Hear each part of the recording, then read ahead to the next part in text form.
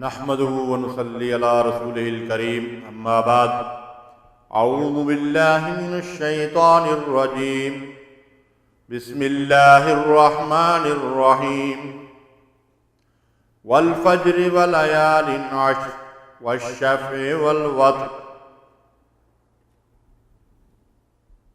قسم ہے فجر کی اور 10 راتوں کی اور جفت اور طاق کی۔ رب اشرح لي صدري ويسر لي امري واحلل عقدة من لساني يفقهوا قولي سبحانك لا علم لنا الا ما علمتنا انك انت العليم الحكيم۔ اللهم صل وسلم وبارك على عبدك ورسولك وحبيبك محمد وعلى آله وصحبه اجمعین۔ معزز اور محترم سامعین، آج کے درس قرآن کا موضوع ہے عشرہ ذی الحجہ کی فضیلت اور اس کے اعمال۔ بعض لوگ یہ سمجھتے ہیں کہ شاید یہ دن انہی لوگوں کے لیے فضیلت اور عظمت کا باعث ہیں جو حج عمرہ کرنے کے لیے جاتے ہیں، لیکن ایسی بات نہیں ہے۔ قرآن و سنت سے عشرہ ذی الحجہ اور ایام ذی الحج کی اہمیت اور فضیلت ثابت ہے جو ساری دنیا کے مسلمانوں کے لیے ہے۔ قرآن مجید کی جو آیات آپ کے سامنے تلاوت کی گئی ہیں، ان میں اللہ تعالیٰ نے 10 راتوں کی اور جفت اور طاق کی قسم کھائی ہے۔ امام المفسرین سیدنا عبداللہ ابن عباس رضی اللہ تعالیٰ عنہ فرماتے ہیں کہ سورہ فجر کی ان ابتدائی آیات میں جن 10 دنوں کی قسم کھائی گئی ہے، ان 10 دنوں سے مراد ذی الحجہ کے ابتدائی 10 دن ہیں، اور والشفع والوتر سے مراد جفت اور طاق، یعنی جفت ذی الحجہ کا یوم النحر قربانی کا دن ہے، اور وتر یعنی 9 ذی الحجہ کا یوم عرفہ کا دن ہے۔ تو اس طرح سے ان دنوں کی فضیلت قرآن مجید سے بھی ثابت ہے، اور احادیث میں بھی امام بخاری رحمۃ اللہ علیہ نے عبداللہ ابن عباس رضی اللہ تعالیٰ عنہ سے روایت بیان کی ہے کہ نبی صلی اللہ علیہ وسلم نے فرمایا، ان ایام یعنی عشرہ ذی الحجہ سے بڑھ کر کوئی ایسا دن نہیں جس میں اللہ تعالیٰ کو عمل صالح اتنا محبوب ہو۔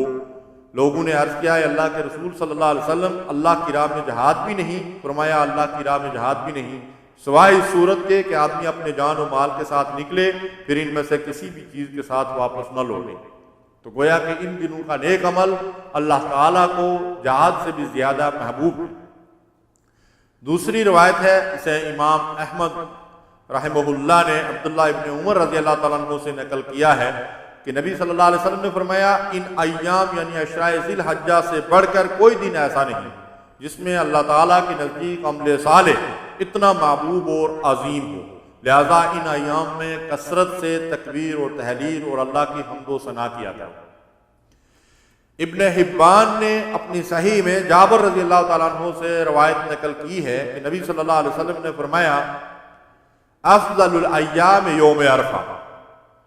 دنوں میں سب سے افضل عرفہ کا دن ہے۔ امام ابن تیمیہ رحمۃ اللہ علیہ سے کسی نے سوال کیا کہ ایام ذی الحج افضل ہیں یا رمضان کا آخری عشرہ افضل ہے؟ تو امام صاحب نے اس کا بڑا حکیمانہ جواب ارشاد فرمایا۔ آپ نے فرمایا کہ رمضان کے آخری عشرے کی راتیں سال بھر کی تمام راتوں سے افضل ہیں، اور ذی الحجہ کے ابتدائی 10 دن سال بھر کے تمام دنوں سے افضل ہے۔ تو گویا کہ ان دنوں کی فضیلت قرآن اور سنت اور ائمہ کرام کے اقوال سے ثابت ہے، اس لیے ہمیں چاہیے کہ ان دنوں میں کثرت سے اللہ کا ذکر کریں، سچی توبہ کریں، اللہ کی طرف رجوع کریں، اور ان دنوں میں کثرت سے عبادت کریں، قرآن مجید کی تلاوت کریں، نوافل ادا کریں، خوب دعائیں کریں، صدقہ خیرات کریں، اور جو بھی نیکی کے عمل ہیں ان میں زیادہ سے زیادہ آگے بڑھ کر اللہ کی رضا کے لیے جستجو اور کوشش کریں۔ ان دنوں کے جو عمل ہیں ان میں ایک عمل تو حج اور عمرہ کا ہے کہ نبی صلی اللہ علیہ وسلم نے عمرے کے بارے میں ارشاد فرمایا کہ ایک عمرہ دوسرے عمرے تک کے درمیانی گناہوں کا کفارہ ہے، اور حج مبرور کا بدلہ تو صرف جنت ہی ہے۔ تو ان دنوں میں حج اور عمرہ کیا جا سکتا ہے، اور اس کے علاوہ ان دنوں کے روزے رکھے جا سکتے ہیں۔ بعض روایات سے 9 تاریخ تک مسلسل روزے رکھنا بھی نبی صلی اللہ علیہ وسلم اور صحابہ کرام سے ثابت ہیں، اور نفلی روزے کا بڑا اجر و ثواب ہے۔ حضرت ابو سعید خدری رضی اللہ تعالیٰ عنہ سے روایت ہے کہ جو بھی بندہ اللہ کی راہ میں ایک دن کا روزہ رکھے، اللہ اس کی وجہ سے اس کے چہرے کو 70 سال کی مسافت کے برابر جہنم سے دور کر دیتے ہیں۔ یہ متفق علیہ روایت ہے۔ یعنی یہ عام دنوں میں روزہ رکھنے کی اس قدر فضیلت ہے، تو ان خاص دنوں میں روزہ رکھنے کا اجر و ثواب ظاہر ہے کہ اس سے بھی بڑھ جاتا ہے۔ اس لیے ان دنوں میں جو لوگ حج پہ نہیں جا رہے ہیں انہیں چاہیے کہ کثرت سے ان دنوں میں روزے رکھیں۔ اگر 9 تک مسلسل رکھ سکیں تو زیادہ افضل اور بہتر ہے، ورنہ اکثر دنوں کے روزے رکھیں۔ اور خاص کر یوم عرفہ کا روزہ، جس کے متعلق نبی صلی اللہ علیہ وسلم نے فرمایا کہ عرفہ کا روزہ گزشتہ 1 سال اور آئندہ 1 سال کے گناہوں کا کفارہ ہے۔ بعض لوگ ایک مسئلہ دریافت کرتے رہتے ہیں کہ جو لوگ سعودی عرب سے باہر کے ملکوں میں رہتے ہیں وہ عرفہ کا روزہ کس دن رکھیں۔ اس کا صحیح جواب یہی ہے کہ چونکہ اس روزے کے بارے میں نبی صلی اللہ علیہ وسلم نے فرمایا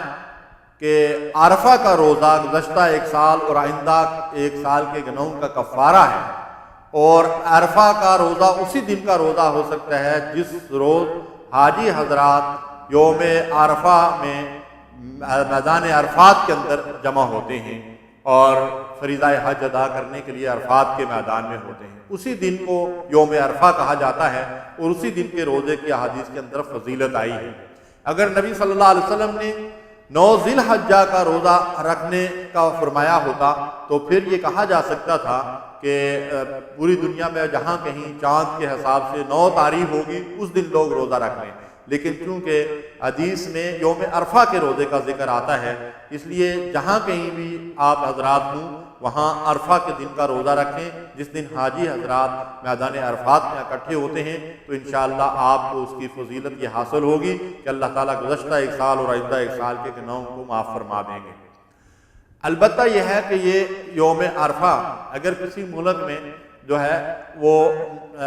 8 تاریخ کو آتا ہو اور وہاں 8 تاریخ ہو، تو اگر آپ لوگ اس دن بھی اور دوسرے دن بھی روزہ رکھ لیں گے تو اس کے اندر جو ہے وہ زیادہ خیر و برکت ہوگی، اور اگر پورے ہی دنوں کے روزے رکھ لیں گے اور بھی زیادہ خیر و برکت آپ سمیٹنے والے بن جائیں گے۔ ان دنوں میں ایک اور عمل جس کی تاکید نبی صلی اللہ علیہ وسلم نے فرمائی، جیسا کہ امام احمد سے جو روایت میں نے آپ کے سامنے نقل کی ہے کہ نبی صلی اللہ علیہ وسلم نے فرمایا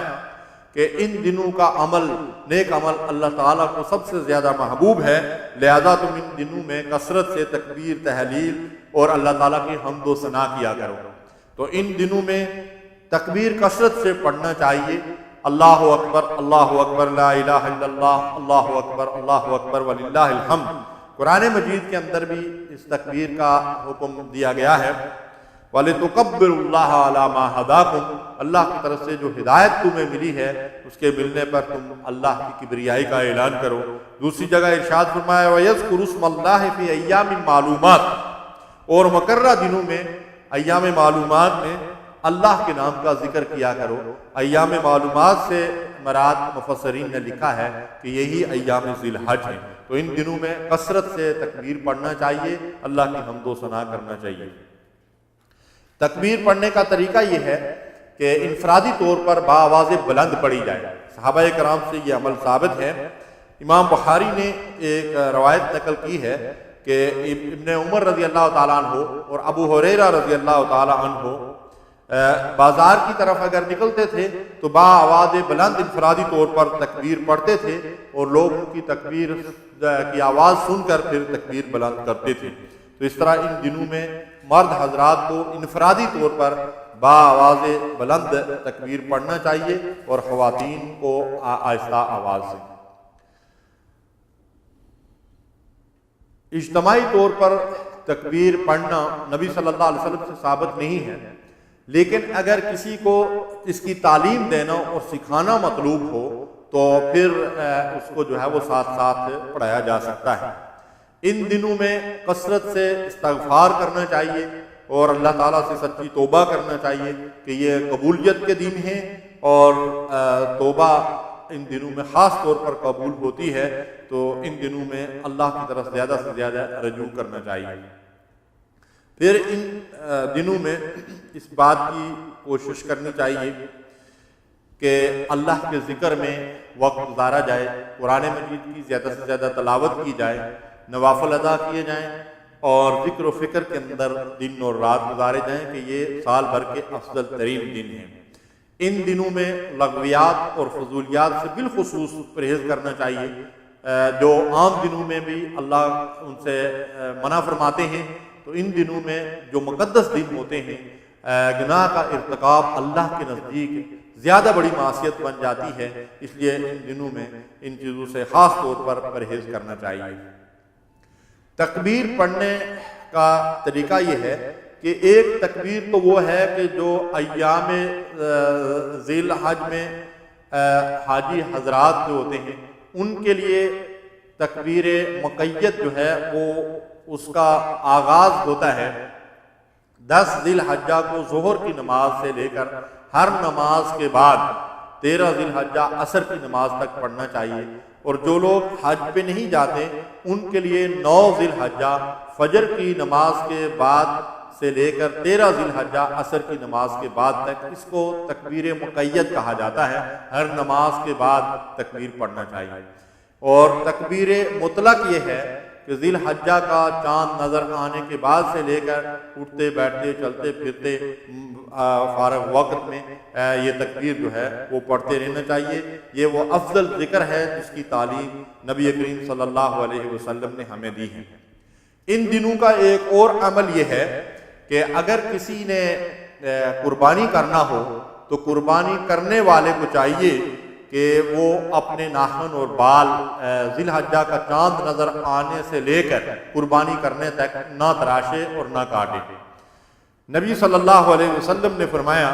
جب تم ذی الحجہ کا چاند دیکھ لو اور تم میں کا کوئی شخص قربانی کرنے کا ارادہ رکھتا ہو تو وہ اپنے ناخن اور بال نہ کاٹے، اور دوسری روایت ہے جب تک وہ قربانی نہ کر لے اپنے ناخن اور بال نہ کاٹے۔